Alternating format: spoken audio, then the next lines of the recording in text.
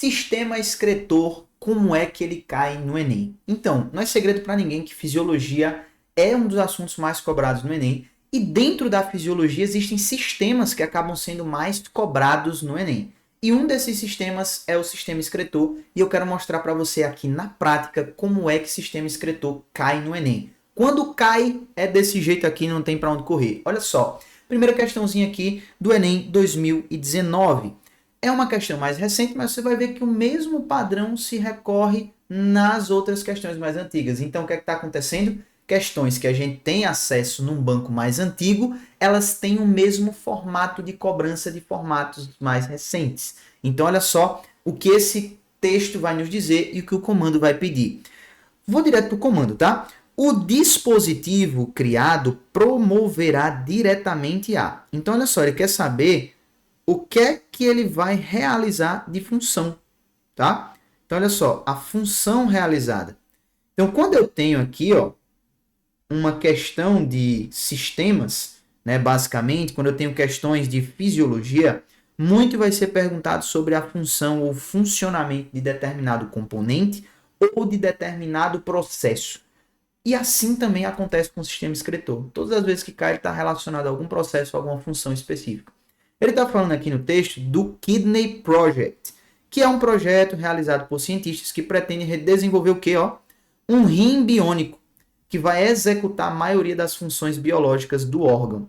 O rim biônico possuirá duas partes que incorporam recentes avanços de nanotecnologia: filtração de membrana e biologia celular. Esse projeto significará uma grande melhoria na qualidade de vida para aquelas pessoas que dependem da hemodiálise para a sobrevivência, ou seja, quem não tem os rins funcionando não vai precisar mais depender da máquina, pode ter um rim biônico implantado no seu próprio organismo. E aí a gente vai. O dispositivo criado, esse rim robótico, ele serve o quê? Ele serve para quê? Ele vai promover o quê? O que é que um rim faz? O rim faz a filtração do sangue, né, para remover as excretas nitrogenadas e produzir assim a urina, tá? Então, ele faz a remoção de ureia, a excreção de lipídios, a síntese de vasopressina, a transformação da amônia ou a fabricação da aldosterona. Claro que ele faz a remoção da ureia. Esse é o principal papel do rim na estrutura fisiológica do sistema excretor. Ele vai filtrar o sangue para retirar os excretas nitrogenados, que no caso do sangue humano é a ureia, e formar a urina, para a gente colocar isso aí para o meio externo. Então, se eu tenho um rim biônico que vai suprir a falta desse rim natural, ele tem que fazer a mesma coisa. Excreção de lipídios, ele não faz isso, tá? Lipídios são digeridos, tá bom? São digeridos. C, síntese de vasopressina. A vasopressina é a aldosterona, tá? Então, ele tem duas alternativas aqui com a mesma resposta, só mudando a nomenclatura. Então, a síntese e a fabricação são feitas pelo mesmo órgão, que seria a glândula adrenal, a suprarrenal, tá? E a transformação da amônia, tá, não é feita pelo rim. Quem transforma a amônia em ureia é o fígado, tá certo? Então, todas as excretas nitrogenadas geradas ali de forma direta, que seria a amônia, vai ser transformada em ureia, que é menos tóxica e um pouco menos solúvel, tá? E aí vai ser enviado lá para o sangue vai passar pelo rim, o rim vai retirar isso e colocar para o meio externo, tranquilo? Então, a gente fica aí somente com a resposta na letra A, tranquilo? Vamos ver como esse mesmo modelo se repete várias vezes no Enem. Olha só. 2. Ele vai trazer o seguinte, ó. Tendo em vista o papel, o quê? Eu quero ouvir você falar aí junto como um coral. Funcional. Ele está perguntando mais uma vez da função de algo do sistema excretor. Tendo em vista o papel funcional do ADH, quem é o ADH? O ADH é o hormônio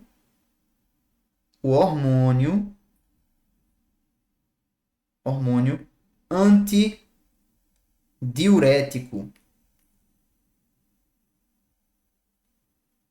O hormônio antidiurético, beleza? Então, esse hormônio antidiurético vai impedir o quê? A diurese. E o que é a diurese? É a perda de água por meio da urina. Então, quando a gente fabrica a urina através da filtração do sangue, o que é que vai acontecer? O nosso rim vai também disponibilizar água para a formação dessa urina, certo? E aí existe um hormônio que facilita a reabsorção dessa água, para que a gente não perca água de forma desnecessária, Tranquilo? Então, o que é que acontece? Se eu tenho hormônio antidiurético ativo, eu vou ter a reabsorção de água eficiente e eu vou estar perdendo só o necessário para diluir um pouquinho ali aquela ureia, tá certo? Na urina. Se eu não tiver a atividade dele, então imagine que ele esteja aqui sem uma atividade eficiente, o que é que vai acontecer? Eu vou ter uma diurese exacerbada, então eu não vou estar absorvendo água de forma mais eficiente, estou perdendo água na urina. Então eu vou ter uma urina cada vez mais cristalina, né? Mais branca, isso não é legal, estou perdendo muita água, certo? E aí o que é que acontece? Eu estou tendo uma disfunção, tá, do meu sistema fisiológico, porque o certo era o hormônio estar funcionando e eu estar reabsorvendo água. É exatamente isso que ele traz no contexto da questão. Ele está falando sobre a diferença entre os tipos de diabetes. Eu tenho a diabetes mellitus, que é aquela relacionada com a insulina e o açúcar, mas eu tenho a diabetes insípidos, que está relacionada com o ADH. Então ele vai falar o seguinte, ó, enquanto o primeiro tipo está associado aos níveis de ação de insulina, o segundo não está ligado à deficiência desse hormônio. O diabetes insípidos é caracterizado por um distúrbio na produção e no funcionamento do hormônio antidiurético, ADH, secretado pela neurohipófise para controlar a reabsorção de água pelos túbulos renais. E ele vai falar o quê? Tendo em vista o papel funcional do hormônio antidiurético, qual é o sintoma clássico de um paciente acometido por diabetes insípidos? Galera, se eu tenho um hormônio que impede a perda de água para que eu possa armazenar, reabsorver isso de forma eficiente, um sintoma de alguém que não consegue controlar essa perda de água seria o quê? Uma alta taxa de glicose no sangue? Não, o texto falou para mim. O texto falou para mim que não tem a ver com essa parte de insulina e açúcar. Então, é claro que não tem a ver com taxa de glicose. Aumento da pressão arterial, ganho de massa corporal, anemia crônica ou desidratação. Estou perdendo água, o sintoma geral é desidratação. Simples assim. Tá? Então, uma pergunta de fisiologia renal. Funcionamento do rim baseado na sinalização hormonal. Tranquilo? Nesse quesito, eu não posso ver o aumento da pressão arterial porque eu estou perdendo água. Então, o meu volume sanguíneo vai diminuir. Consequentemente, com menos sangue, eu tenho menos pressão. Tá? Ganho de massa corporal, não, o indivíduo está perdendo água, então o indivíduo vai ficando cada vez mais seco. E se eu perco água, né, uma estrutura ressecada, lembra aquele cara que fala assim, não, fulano pesa 40 quilos molhado, quer dizer que se tirar água ele vai pesar menos ainda. Então, o ganho de massa corporal está muito associado com a quantidade de líquido que a gente tem no corpo também, tá? Então, se eu estou perdendo água, eu vou perder massa corporal também. E anemia crônica não tem nada a ver com anemia, porque eu não estou falando de ferro nem nada desse tipo, tá? Então, sobra somente a letra E. Então, veja que é uma abordagem fisiológica, funcional, muito parecida com a primeira. Só está mudando aqui o processo. No caso, ele pergunta de um processo. Na primeira, ele perguntou de um órgão específico do sistema excretor. E por último aqui, ó, você vai ver que gira muito em torno dessa questão número 2 que a gente visualizou aí. Ó. Ele vai trazer o quê? Ó? Nessa situação, o sistema excretor dos estudantes, olha só, qual é a situação? Durante uma expedição, um grupo de estudantes perdeu-se do seu guia. Ao longo do dia, esse grupo estava perdido, sem água e debaixo do sol. Os estudantes passaram a sentir cada vez mais sede. Consequentemente, o sistema excretor desses indivíduos teve um acréscimo em um de seus processos funcionais. Qual é a função que ele vai aumentar? Se essa galera tá perdida no meio da mata ali, sem ter água, no sol quente, morrendo de sede, o que é que o corpo precisa fazer? Economizar água, benção. Precisa economizar água. Se eles têm que economizar água, o que é que precisa acontecer? Eles vão aumentar a filtração glomerular. Se ele aumentar a filtração, vai produzir mais urina, vai perder mais água, tá? Então, não faz sentido. Eles vão produzir um volume maior de urina? Tá igual à primeira. Para produzir um volume maior de urina, precisa filtrar mais. Então, as duas respostas estariam corretas, se isso aí fosse certo. Letra C, produzir uma urina com menos ureia. Aí não tem como controlar. Por quê?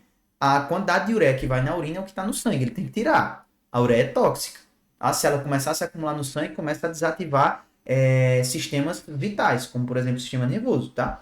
Então, produzir urina com menos ureia não tem como. Tem que extrair o que está no sangue. Ele pode desacelerar um pouco o processo, tá? Ou economizar mais água, certo? E aí o que é que vai acontecer? Ó? Produzir urina com menos ureia, não tem como controlar isso. Produzir urina com maior concentração de sais ou reduzir a absorção de glicose e aminoácidos. Glicose e aminoácidos vão ser reabsorvidos ali na parte inicial do tubo do néfron, que é quem executa a filtração. Por quê? É um material útil, não devia estar passando como excreta, tá? Então vai ser reabsorvido. Então não vai reduzir essa reabsorção porque isso aqui é necessário. Eles precisam de glicose para continuar ali a trilha deles, né? Precisam de energia, não pode estar perdendo isso na urina. O que é que vai acontecer? Eles vão produzir, na verdade, uma urina com maior concentração de sal. A urina deles vai ficando cada vez mais amarela. Por quê? Porque eles vão estar reabsorvendo mais água, para não perder água para o meio, já que eles estão nessa situação de escassez hídrica, já que estão perdidos na trilha, sem água e debaixo do sol, tranquilo? Então o corpo vai fazer o quê? Ele vai aumentar a reabsorção de água, porque a urina continua sendo produzida, porque eles têm que excretar a ureia, de qualquer forma, tá? Ele não vai aumentar esse processo para não causar um colapso, né? Já perder água de forma desnecessária, e no processo de economizar água, ele vai acabar concentrando mais a urina que vai ser liberada, porque ele vai retirar cada vez mais água para preservar. Tranquilo? Então, isso daqui é mais um modelo de questão que a gente está vendo se repetir várias vezes. Então, você está conseguindo visualizar estrategicamente a forma como o sistema excretor é cobrado. Ter acesso a um conteúdo como esse faz diferença na sua jornada de preparação? Então, eu quero te entregar 15 dias de graça para você ter esse tipo de conteúdo a seu favor. Só clicar no link aqui abaixo, não precisa passar cartão nem nada. Quero entregar a plataforma da mentoria de graça para você. 15 dias. Só para você sentir o que é ter o ouro da estratégia para o Enem na sua mão. Tranquilo? E eu fico por aqui. Agora você já sabe. Quando o sistema excretor, que é um dos assuntos de fisiologia que mais cai no Enem, aparece desse jeitinho aqui e não tem para onde. Tranquilo? Eu fico por aqui e vejo você no próximo vídeo. Valeu!